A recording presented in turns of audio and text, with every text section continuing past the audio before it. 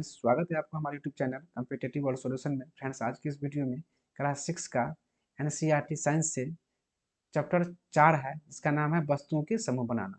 और 4.1 में दिया गया है जो हमारे चारों ओर की वस्तुएं। आज हम इसके बारे में चर्चा करेंगे, जो किसी भी वस्तु से हम समूह कैसे बना सकते हैं। ठीक है, यहाँ दिया गया है, हमने देखा है कि हमारे भोजन तथा वस्त्रों में बहुत अधिक विविधता है। हर स्थान पर इसी प्रकार की विविधता वाली अनेक वस्तुएं होती है। बात यहाँ पर तो सही है। जो हमारे भोजन यानी खाने पीने का तौर तरीका, बनाने का तौर तरीका और पहनावे में जो है हर जगह अलग अलग प्रकार का है। ठीक है, हम अपने चारों ओर कुर्सियाँ, बैलगाड़ियाँ, साइकिलें, खाना पकाने के बर्तन, पुस्तकें, वस्त्र, खिलौने, जल, पत्थर तथा अन्य बहुत सी वस्तुएं देखते हैं। और इन सभी वस्तुओं की आकृतियाँ जो है और रंग और गुण क्या होते हैं, भिन्न भिन्न होते हैं। अब आगे देखेंगे 4.1 में यहाँ दिया गया है। यहाँ पर देख लीजिए 4.1 में जो हमारे चारों ओर की वस्तु में जो है सब प्रकार का रूप है, रंग है, आकार है, सबका क्या है, अलग अलग है। यहाँ दिया गया है जो हम अपने चारों ओर की कुर्सियाँ, चारों ओर कुर्सियाँ, बैलगाड़ियाँ, कुर्सियाँ, बैलगाड़ियाँ, साइकिलें, खाना पकाने के बर्तन, पुस्तकें, वस्त्र, खिलौने, जल, पत्थर तथा अन्य बहुत सी वस्तुओं को देखते हैं। इन सभी वस्तुओं की आकृतियाँ, रंग और गुण क्या होते हैं, भिन्न भिन्न। यहाँ पर रंग का ही दूसरा नाम है वर्ण। कभी कभी रंग भी बोल सकते हैं, वर्ण भी बोल सकते हैं। गुण क्या होते हैं, भिन्न भिन्न होते हैं। ठीक है, तो यहाँ पर देख लीजिए दिया गया है अपने चारों ओर देखिए तथा गोल आकृति की वस्तु पहचान, यानी क्या दिया गया है कि गोल आकृति की वस्तुओं को पहचानने के लिए अपने चारों ओर, यानी हम जिस पर्यावरण में रहते हैं, जिस, ठीक है, उनके चारों ओर अगर हम देखते हैं और उसमें बोला जाए जो गोल आकृतियों को पहचानने के लिए, तो स्वाभाविक है हम लोग वस्तु को क्या कर सकते हैं, पहचान सकते हैं। तो इनको जो सूची बोले बनाने के लिए, तो इस सूची में विभिन्न प्रकार की गेंद गेंद भी ले सकते हैं, रबर की गेंद भी ले सकते हैं, फुटबॉल की गेंद ले सकते हैं, कंचे, ये सभी क्या है, तो गोल आकृति में होता है। गेंद भी गोल आकृति का होता है। रबर का गेंद लेंगे तो वह भी क्या होगा, गोल आकृति का होगा। फुटबॉल भी क्या होता है, गोल आकृति का होता है। कंचे भी जो होता है शीशा का बना हुआ, वह भी क्या होता है, गोल आकृति का होता है। इस प्रकार हम लोग उन सबको क्या कर सकते हैं, सम्मिलित कर सकते हैं। ठीक है, अब आगे बढ़ते हैं। यदि हम अपनी सूची में लगभग गोल वस्तुओं को भी सम्मिलित कर लें तो इसमें सेब, संतरा और घर जैसी वस्तु को भी देखा जा सकता है। यानी कहीं यहाँ यह दिया गया है, अगर हम अपनी सूची में जो है सिर्फ और सिर्फ गोल वस्तुओं के सम्मिलित करेंगे तो इसमें सेब भी चला आता है, गोल दिखाई पड़ता है, संतरे भी गोल है, घड़ा भी क्या है, गोल है। मान लीजिए कि ऐसी वस्तुओं पर ध्यान दे रहे हैं जिन्हें खाया जा सकता है, तब हम इस सूची में उन सभी मदों को क्या कर सकते हैं, सम्मिलित कर सकते हैं। ठीक है, जिन्हें हमने अध्याय 1 की सारणियां 1.1, 1.2, 1.3 में सूचीबद्ध किया था। यह भी हो सकता है कि जिन गोल वस्तुओं की सूची हमने अभी बनाई है उनमें से कुछ वस्तुएं इस समूह में भी सम्मिलित हो। स्वाभाविक है, कुछ ऐसी गोल वस्तुओं की सूची हमने बनाया है जो क्या है, तो उन वस्तु में भी क्या है, सारणी में जो दिया गया है पिछले वाला सारणी में, इन वस्तुओं का समूह भी क्या हो, उसमें सम्मिलित हो। यहाँ दिया गया, मान लीजिए कि हम प्लास्टिक की बनी वस्तुओं को एक समूह बनाते हैं, यानी कि हमको सिर्फ प्लास्टिक की बनी वस्तुओं का समूह बोले बनाने के लिए, अगर यहाँ पर प्लास्टिक बदला दे दिया जाए तो शीशा से बनी वस्तुओं का समूह बनाने के लिए या फिर धातु से बनी वस्तुओं को समूह बनाने के लिए, तो सबका अपना अपना समूह होता है। जैसे यहाँ पर दिया गया प्लास्टिक से, तो प्लास्टिक से हम क्या बना सकते हैं, तो बाल्टियाँ बना सकते हैं, लंच बॉक्स बना सकते हैं, खिलौने बना सकते हैं, जल पात्र बना सकते हैं, पाइप नलियाँ बना सकते हैं। इसी प्रकार बहुत सी वस्तुओं को क्या करते हैं, समूह में स्थान मिल सकता है। ठीक है, आगे दिया गया है जो वस्तु को समूह बनाने के लिए बहुत से ढंग है।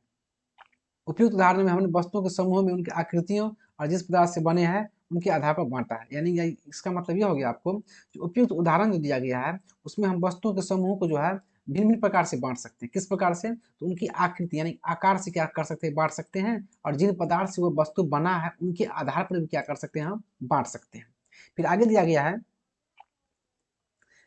कि हमने चारों ओर की वस्तुएं एक अथवा एक से अधिक पदार्थों से बनी होती है। यानी कि हमारे चारों ओर की जितनी भी वस्तुएं हैं, हमारे चारों ओर की वस्तुएं जो है एक या एक से अधिक पदार्थों की बनी होती है। सही बात है, जो एक से अधिक पदार्थ की हमारे चारों की वस्तु बनी होती है, कोई लकड़ी का बना होता है, तो कोई प्लास्टिक का बना होता है, कोई कागज का बना होता है, कोई पदार्थ रुई का बना होता है। ठीक है, तो ये पदार्थ क्या होते हैं, कांच होता है, यानी शीशा भी हो सकता है, धातु भी हो सकता है, प्लास्टिक भी हो सकता है, लकड़ी भी हो सकता है, रुई भी हो सकता है, कागज भी हो सकता है और पंख भी हो सकता है और मिट्टी भी हो सकते हैं।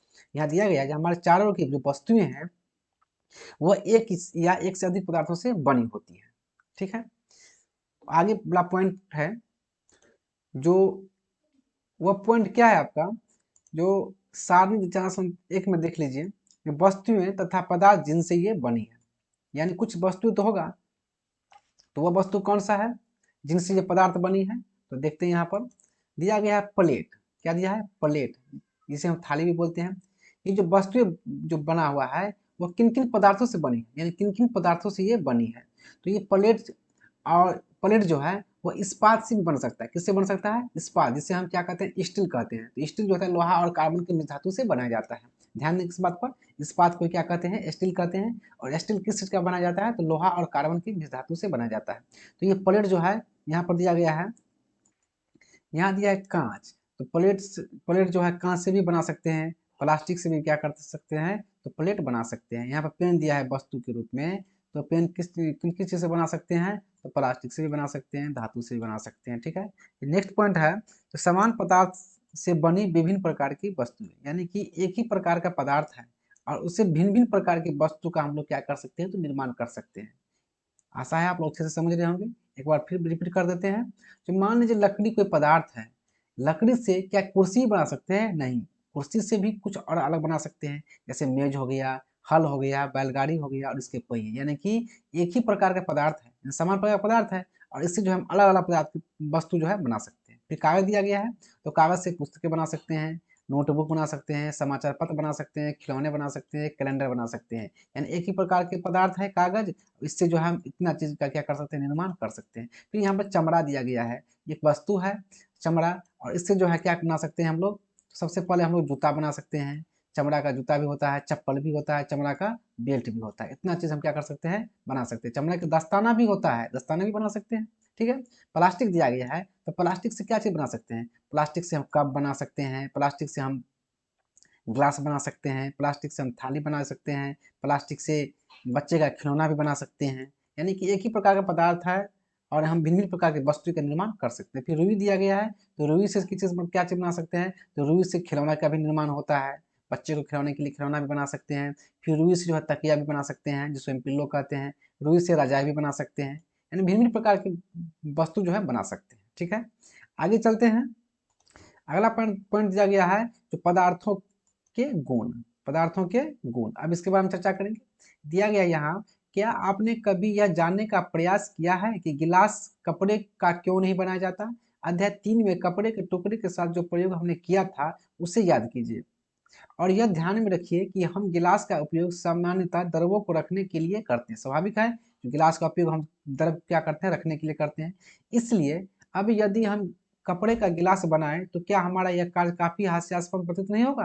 गिलास बनाने के लिए क्या करते हैं हम? गिलास बनाने के लिए हमें कांच, प्लास्टिक, धातु या कोई ऐसा पदार्थ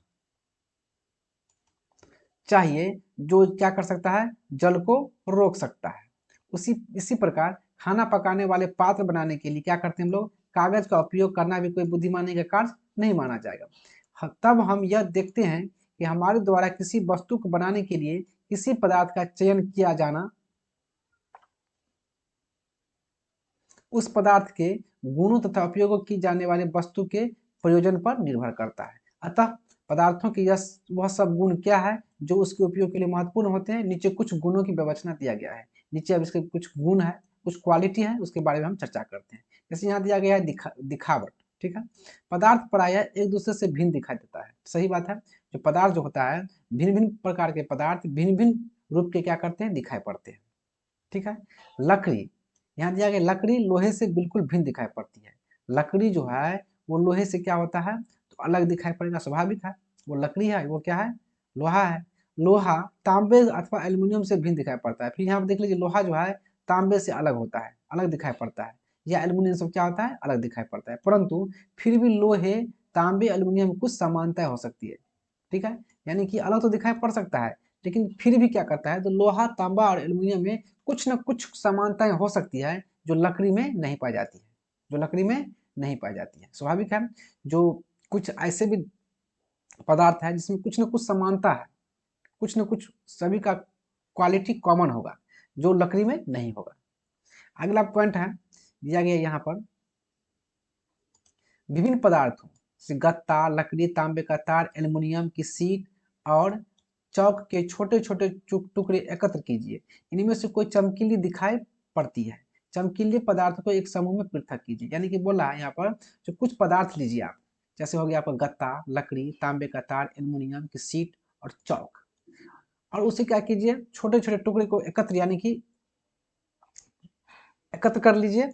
फिर उसे क्या कीजिए, उसमें से जो चमकीला पदार्थ होगा उसको क्या करेंगे एक समूह में पृथक कर लेंगे। यानी इसमें इन सब के जो चुनेंगे हम, चुन कर रखेंगे एक समूह में, फिर उनको उनमें से क्या करेंगे जो चमकीला दिखाई पड़ता है उसको क्या करेंगे अलग से हम एक समूह में बना लेंगे। ठीक है, अब दिया गया है, अब जैसे ही आपके शिक्षक प्रत्येक पदार्थ को दो भागों में काटे, ताजे काटे पृष्ठों को ध्यान से देखिए, आपने क्या पाया, क्या इन पदार्थों में से कुछ के ताजे कटे पृष्ठ चमकीले हैं? इन वस्तुओं को भी चमकीले पदार्थों के समूह में सम्मिलित कीजिए। यानी कि अगर आपका टीचर आए उसको काटे तो इसमें से देखिए कौन ताजा दिखाई पड़ता है, कौन चमकीला है, उसको क्या कीजिए एक समूह में बना लीजिए, चमकीले पदार्थों के समूह में बोलता है सम्मिलित कर लीजिए। ठीक है, फिर आगे दिया गया है, क्या आप अन्य पदार्थों में इसी प्रकार की कोई चमक अथवा धुती देखते हैं? यानी कि यहाँ पर चमक और धुती जो दिया गया है दोनों एक ही चीज है। तो चमक अथवा द्युति देखते हैं और जैसा भी संभव हो सके किसी भी ढंग से उन्हें काटिए। ऐसा आप कक्षा में जितने भी पदार्थ के साथ कर सकते हैं। फिर आगे दिया गया है,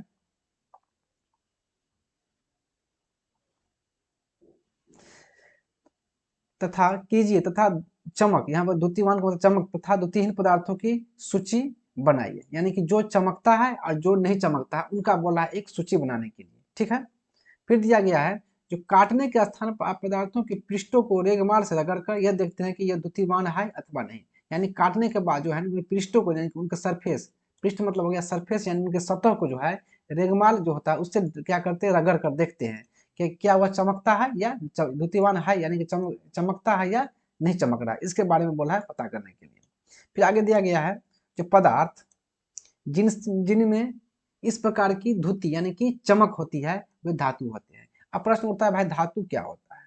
ठीक है, तो धातु का परिभाषा हम बता दे रहे हैं कि वैसे पदार्थ, आप लोग इसे पॉज करके नोट्स बना सकते हैं, वैसे पदार्थ जिसमें एक विशेष प्रकार की चमक हो, जिसमें एक विशेष प्रकार की चमक हो और जो उष्मा और ताप का या विद्युत का सुचालक हो उसे क्या कहते हैं धातु कहते हैं। आशा करते हैं आप समझ रहे होंगे। जैसे लोहा, तांबा, एल्युमिनियम, सोना सब क्या है धातुओं के उदाहरण है। ठीक है, कुछ धातुएं होते होते हैं जो अपने चमक को क्या करती है खो देती है, यानी कि चमक की वह चमक अपना खो देती है, उसे द्युतिहीन निष्प्रभ दिखाई देने लगती है। ऐसा उन पर वायु और नमी, यानी कुछ धातु ऐसा होता है जो अपना चमक जो है खो देती है।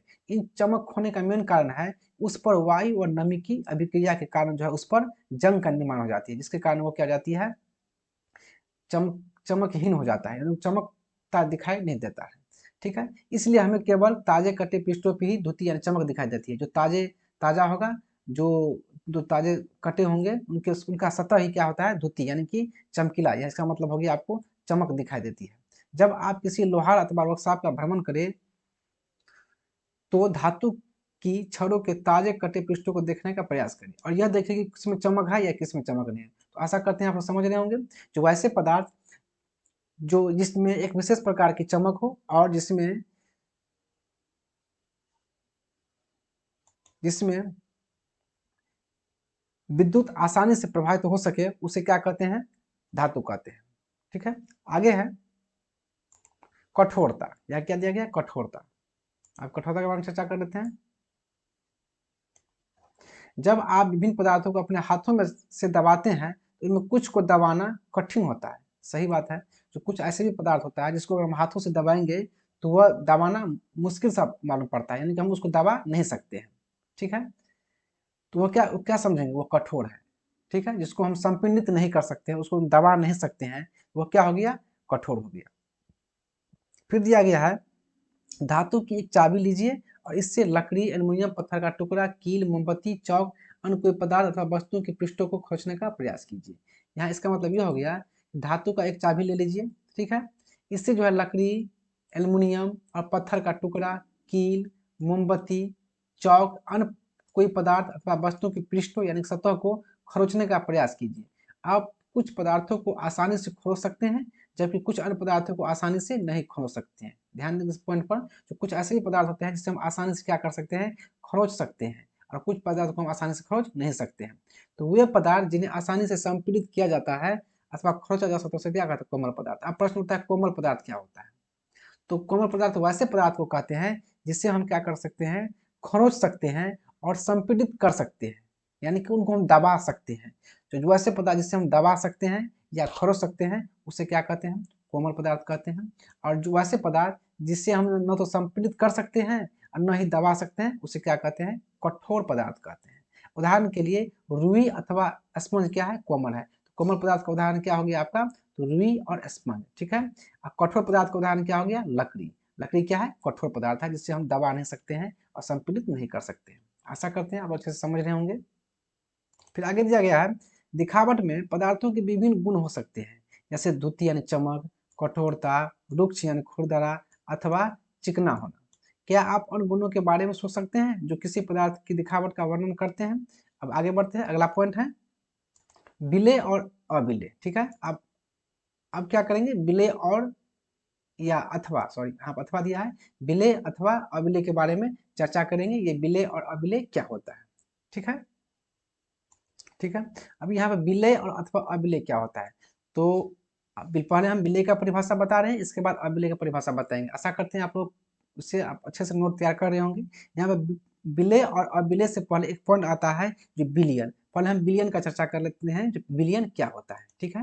ये विलयन क्या होता है, इसके बाद जो है विलेय और अविलेय के बारे में चर्चा करेंगे। पहले विलयन जान लेते हैं, ये विलयन क्या होता है।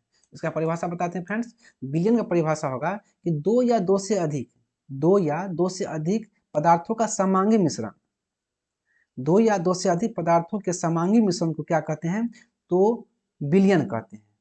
फिर से बता रहे हैं कि दो या दो से अधिक पदार्थों के समांगी मिश्रण को क्या कहते हैं, तो विलयन कहते हैं, ठीक है। अब यहाँ दिया गया है तो विलयन यानी कि दो या दो से अधिक पदार्थों के समांगी मिश्रण को विलयन कहते हैं। तो उसे कैसे समझेंगे, तो देख लीजिए। मान लीजिए एक कटोरा है यहाँ पर, ठीक है, कटोरा है यहाँ पर है, इसमें क्या है, पानी है, पानी है। उसमें क्या करेंगे हम लोग, नमक मिलाएंगे। क्या मिलाएंगे, नमक, जिसे हम लोग साल्ट कहते हैं, साल्ट में होता है नमक, ठीक है। यहाँ दिया गया है, ठीक है। यहाँ पर मान लीजिए यहाँ पर क्या है, इसमें पानी है, पानी और नमक को क्या करेंगे, मिलाएंगे, तो क्या कहलाएगा, यह विलयन कहलाएगा। क्या कहलाएगा, विलयन कहलाएगा। यहाँ पे क्या देंगे हम लोग, विलयन, ठीक है। क्या हो जाएगा, विलयन हो जाएगा। ये विलयन हुआ है, मौत से लिखने में थोड़ा कठिन हो रहा है। तो यहाँ पर मान लीजिए विलयन की परिभाषा क्या होगा, एक बार फिर बता देते हैं कि दो या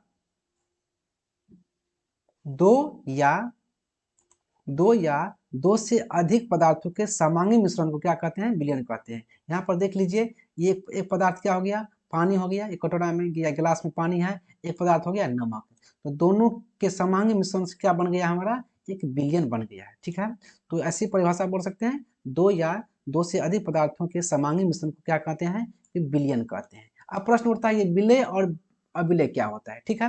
तो इसके बाद जो हम आपको विलेय का परिभाषा बता रहे हैं, तो विलेय का परिभाषा हो कि विलेय का परिभाषा आपका हो गया कि वैसे पदार्थ जो पानी में घुल जाए, वैसे पदार्थ जो पानी में घुल जाए उसे क्या कहते हैं, विलेय कहते हैं। यहाँ पर देख लीजिए, नमक क्या है, आपका विलेय हो गया। नमक क्या हो गया आपका, नमक आपका विलेय हो गया, क्योंकि यह पानी में क्या हो रहा है, पूर्ण रूप से घुल रहा है। तो वैसे पदार्थ जो पानी में घुल जाए उसे क्या कहते हैं, विलेय कहते हैं। तो विलेय क्या हो गया आपका, नमक, नमक क्या हो गया, विलेय। अविलेय क्या होता है फ्रेंड्स, तो अविलेय वैसे पदार्थ जो पानी में न घुलता हो, वैसे पदार्थ जो पानी में न घुलता हो उसे क्या कहते हैं, अविलेय कहते हैं। जैसे अविलेय का उदाहरण ले लीजिए, मान लीजिए हम उदाहरण में ले लिए हैं बालू। बालू कभी पानी में घुलेगा नहीं, ना घुलेगा, तो ये आपका क्या हो गया, अविलेय। जो पानी में न घुले अविलेय, जो पानी में घुल जाए वो क्या होगा, विलेय। आशा करते हैं आप अच्छे समझ रहे होंगे। ऊपर बता दिए हैं जो विलेय क्या होता है और अविलेय क्या होता है। अब यहाँ पर दिया गया है जो विभिन्न ठोस पदार्थों को जल में मिश्रित करना, यानी कि यहाँ जो पदार्थ दिया गया है उसको हम जल में क्या करेंगे, मिलाएंगे और देखेंगे जो कौन लुप्त हो रहा है और कौन लुप्त नहीं हो रहा है। जैसे यहाँ पर नमक दिया है, ठीक है, नमक दे दिया यहाँ पर। नमक को किस में बोला मिलाने के लिए? तो जल में। तो नमक को जल में जब भी मिलाएंगे तो जल में क्या होगा? नमक पूर्णतः लुप्त हो जाएगा। लेकिन लुप्त का मतलब हो गया जो पानी में दिखाई ना पड़े। बता दिए हैं। तो नमक क्या आपका हो गया? तो नमक आपका हो जाएगा विलेय। ठीक है, जो जल में पूर्णतः घुल जाता है। यहाँ पर चीनी देख लीजिए, चीनी को किस में बोला है घुलाने के लिए? तो जल में। जल में घुलाएंगे तो क्या हो जाएगा? यह भी पूर्णतः लुप्त हो जाएगा। चीनी भी क्या होगा? जल में मिलाने पर पूर्णतः लुप्त हो जाएगा, यह भी लुप्त हो जाएगा। बालू को हम अगर पानी में मिलाएंगे या जल में मिलाएंगे तो यह लुप्त नहीं होगा, यह लुप्त नहीं होगा। चौक पाउडर जो है, पाउडर पाउडर को जो हम जल में घुलाएंगे तो क्या होगा? वह क्या हो जाएगा? पाउडर जो होगा, पाउडर वह भी जल में क्या हो जाएगा? लुप्त हो जाएगा। फिर लकड़ी का बुरादा, लकड़ी के बुरादा को हम जल में घुलाएंगे तो वह लुप्त नहीं होगा। ठीक है, इस प्रकार आशा करते हैं फ्रेंड्स आप लोग विलेय और अविलेय को अच्छे से समझ गए होंगे। विलेय का मतलब होता है वैसे पदार्थ जो पानी में घुल जाए और विलेय कहते हैं, और वैसे पदार्थ जो पानी में न घुले उसे क्या कहते हैं? अविलेय कहते हैं। ठीक है, ये आपका नमक हो गया विलेय, चीनी हो गया विलेय, पाउडर हो गया विलेय, और बालू और बुरादा हो गया अविलेय। अगला पॉइंट दिया गया है, वस्तुएं जल में तैर अथवा डूब सकती हैं। ठीक है, वस्तुएं जो है जल में तैर अथवा डूब सकती हैं। क्रियाकलाप 4 करते समय आपने यह ध्यान दिया होगा कि जल में अविलेय ठोस जल से पृथक हो जाते हैं। सही बात है, जल में जो अविलेय होगा, जो ठोस पदार्थ, वो जल से क्या हो जाता है? अलग हो जाता है। और क्रियाकलाप 5 में भी आपने कुछ द्रव्यों के साथ ऐसा ही देखा होगा, इनमें से कुछ पदार्थ जो जल में मिश्रित नहीं हो पाता है वे जल के पृष्ठ पर क्या होते हैं? तैरने लगते हैं। ठीक है, अन्न डूबकर गिलास के तले में पहुंच गए थे, क्या यह सही नहीं है? हम ऐसे बहुत से उदाहरण देखते हैं जिनमें पदार्थ जल में तैरते रहते हैं अथवा डूब जाते हैं। यानी कुछ ऐसे भी पदार्थ होता है जो जल में क्या हो जाते हैं? तैरते हैं, और कुछ क्या होते हैं? तो कुछ डूब जाते हैं। ठीक है, चित्र 4.6 यहाँ पर देख लीजिए। चित्र 4.6 में स्पष्ट दिया गया है कि कुछ पदार्थ हैं जो क्या हो गया है? तो जल में डूब गया है, और कुछ पदार्थ जो है तैर रहा है। यहाँ पत्तियां देखिए, बर्फ देखिए, ये मखमल देख लीजिए, ये मखमल है जो जल में क्या हो रहा है? तैर रहा है। और यहाँ पर चाबी देख लीजिए, सिक्का देख लीजिए, कुछ धातु का टुकड़ा है जो जल में क्या हो रहा है? तो डूबा हुआ है। ठीक है, तो यहाँ पर दिया गया है किसी तालाब की सतह पर गिरी सूखी पत्तियां, यानी कि किसी तालाब की सतह पर गिरी सूखी पत्तियां व कंकड़ जो आप इसी तालाब में फेंक देते हैं, शहद की कुछ बूंदे जिन्हें आप गिलास के जल में डालते हैं, तो इन सब का क्या होता है? बूझो यह चाहता है कि आप उसे जल में तैरने वाले तथा जल में डूबने वाले पदार्थों के 5 उदाहरण दें। ठीक है, अन्य द्रवों जैसे तेल में यही पदार्थ तैरते अथवा डूब जाते हैं। ऐसे देखने के लिए आप किस प्रकार परीक्षण करेंगे? आशा करते हैं फ्रेंड्स आप समझ रहे होंगे। अगला पॉइंट है पारदर्शिता। क्या है? पारदर्शिता। आज टॉपिक का नाम है पारदर्शिता। ये पारदर्शिता क्या होता है? तो आपने लुका छिपी का खेल खेला होगा। उन स्थानों के बारे में विचार करिए जहां आप खेलते समय छिपना चाहेंगे ताकि आप दूसरों को दिखाई न दे। बचपन में सब लुका छिपी के खेल खेलता है जो वैसे जगह छुप जाए जहां पर हमको कोई देख न सके। आपने इन स्थानों को ही क्यों चुना? क्या आपने कभी शीशे की खिड़की के पीछे छिपने का प्रयास किया है? स्पष्ट रूप से नहीं किए होंगे, स्वाभाविक है। तो कभी भी लुका छिपी के खेल में शीशे के पीछे नहीं जाते हैं। क्यों नहीं जाते हैं? इसकी चर्चा हम आगे करेंगे। क्योंकि ऐसा करने पर आपका मित्र शीशे से देखकर आपको पता लगा लेगा, स्वाभाविक है। जो अगर शीशे के सामने खड़े रहेंगे, पीछे खड़े रहेंगे शीशे के पीछे में, तो मित्र जो है वह देख ही लेगा, पता कर सकता है आराम से जो पीछे कौन खड़ा है। क्योंकि ऐसा करने पर आपका मित्र शीशे से देखकर आपको पता लगा लेगा। उन पदार्थों अथवा सामग्री जिनसे वस्तुओं को देखा जा सकता है उन्हें पारदर्शी कहते हैं। अब यहाँ प्रश्न उठता है फ्रेंड्स, जो पारदर्शी क्या होता है? तो वैसे पदार्थ जिससे हम आसानी से आर पार देख सकते हैं, जिससे हम आसानी से आर पार देख सकते हैं, उसे क्या कहते हैं? तो पारदर्शी कहते हैं। ठीक है, वैसे पदार्थ जिससे हम आसानी से आर पार देख सकते हैं उसे क्या कहते हैं? तो पारदर्शी पदार्थ कहते हैं। यहाँ पर चित्र 4.7 दिया गया है। यहाँ पर चित्र दिया है 4.7 में, तो 4.7 में देखते हैं, देख लीजिए। यहाँ पर ये आपका हो गया चित्र 4.7 दिया गया है। तो पारदर्शी, पारभासी और अपारदर्शी। इससे पहले हम आपको परिभाषा बता देते हैं पारदर्शी का। यहाँ पर दिया गया है ना पारदर्शी, तो वैसे पदार्थ जिससे हम आसानी से आर पार देख सकते हैं उसे क्या कहते हैं, पारदर्शी कहते हैं। अपारदर्शी पदार्थ वैसे पदार्थ जिससे हम आर पार नहीं दे सकते हैं, आर पार हम कुछ भी नहीं देख सकते हैं, उसे क्या कहते हैं, अपारदर्शी पदार्थ कहते हैं। पारभासी पदार्थ किसे कहते हैं, तो वैसे पदार्थ जिससे हम धुंधला दिखाई पड़ धुंधला आर पार देख सकते हैं उसे क्या कहते हैं, पारभासी कहते हैं। ये आपका पारदर्शी हो गया, देख लीजिए उसका चेहरा पूरा स्पष्ट दिखाई पड़ रहा है। ये आपका हो गया अपारदर्शी, देख लीजिए उसका चेहरा स्पष्ट नहीं दिखाई पड़ रहा है। इसमें देख लीजिए पारभासी में जो हल्का हल्का धुंधलापन उसका दिखाई पड़ रहा है। इस प्रकार हम समझ जाएंगे कि पारदर्शी में क्या होता है, पार यानी कि हम आर पार, पार मतलब ऐसे समझ सकते हैं जैसे हम आर पार देख सकते हैं। अपारदर्शी मतलब कुछ भी आर पार दिखाई नहीं पड़ता। यहाँ से देखिए कुछ दिखाई पड़ रहा है, उसका ना तो आंख दिखाई पड़ रहा है इधर से, ना ही उसका मौत दिखाई पड़ रहा है। इसमें देखिए धुंधलापन दिखाई पड़ रहा है, तो समझ जाएंगे क्या है, पारभासी है। ठीक है, अगला पॉइंट है यहाँ पर पारदर्शी। पारदर्शी पदार्थ परिभाषा बता दी है, वैसे पदार्थ जिससे होकर हम आर पार देख सकते हैं उसे क्या कहते हैं, पारदर्शी कहते हैं। तो उसका कुछ उदाहरण ले लेते हैं। ये आपका हो गया कांच, जल, वायु, कुछ प्लास्टिक क्या होते हैं, कुछ प्लास्टिक पारदर्शी पदार्थों के उदाहरण होते हैं। ठीक है, अब वहां पर दिया गया अपारदर्शी, तो वैसे पदार्थ जिससे हम आर पार नहीं देख सकते हैं किसी वस्तु को उसे क्या कहते हैं, तो अपारदर्शी कहते हैं। तो उसका कुछ तो उदाहरण होगा। अपारदर्शी का उदाहरण हो गया बंद लकड़ी के बॉक्स, गत्ते के डिब्बे, धातु के पात्र, उसको हम आर पार नहीं देख सकते हैं। तो लकड़ी, गत्ता, धातुएं अपारदर्शी पदार्थों के उदाहरण है। ठीक है, अगला पॉइंट है, तो इस प्रकार फ्रेंड्स हम लोग क्या कर सकते हैं, जो पारदर्शी, अपारदर्शी और पारभासी में अंतर जान सकते हैं। अब अगला पॉइंट है सारांश। ये बहुत ही इंपॉर्टेंट चीज है, इस पर ध्यान देना है। यहाँ दिया गया है जो हमारे चारों ओर की वस्तुएं अनेक प्रकार के पदार्थों से बनी है। सही बात है, जो हमारे चारों ओर की वस्तुएं जो है जो भिन्न भिन्न प्रकार के पदार्थों से क्या होती है, बनी होती है।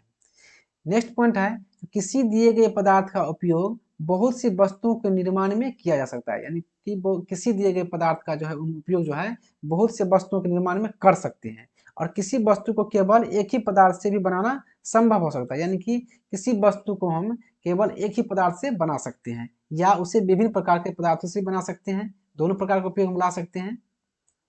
ठीक है, नेक्स्ट पॉइंट है विभिन्न प्रकार के पदार्थों के गुण भिन्न भिन्न होते हैं। सही बात है, ऊपर हम लोग पढ़ चुके हैं जो भिन्न भिन्न प्रकार के पदार्थों का जो है गुण जो होता है उसका रूप, गुण, रंग अलग अलग प्रकार का होता है। कुछ पदार्थ दिखावट में चमकदार होते हैं। ठीक है, यानी कहने का मतलब है कुछ पदार्थ ऐसा होता है जो देखने में चमकदार यानी कि चमकीला होता है, बहुत ही चमकदार दिखाई पड़ता है, लेकिन कुछ जो होता है नहीं होते हैं। कुछ खुरदरे होते हैं, कुछ खुरदरे होते हैं तथा कुछ चिकने भी होते हैं।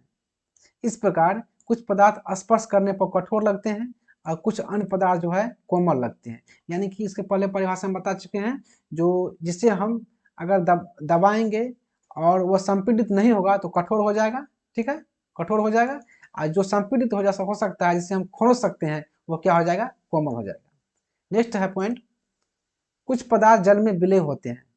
ठीक है, कुछ अन्य पदार्थ अविलय होते हैं। जैसे यहाँ देख लीजिए, जैसे हम मान लीजिए गिलास में पानी है, पानी में हम चीनी या नमक मिलाएंगे तो क्या हो जाएगा, पूर्ण रूप से क्या हो जाएगा, घुल जाएगा। पूर्ण रूप से घुल जाएगा तो क्या हो जाएगा, चीनी और नमक विलय हो जाएगा। क्या हो जाएगा, विलय हो जाएगा। लेकिन यहीं पर अगर हम पानी में बालू या कंकड़ हम मिलाएंगे, घुलाएंगे तो अच्छे वो नहीं घुल पाएगा, तो वह क्या हो गया, अविलय। जिसे हम पानी में घुला सकते हैं वो विलय हो गया, जिसे हम पानी में नहीं घुला सकते वो क्या हो गया, अविलय, वो ये घुल नहीं सकता है।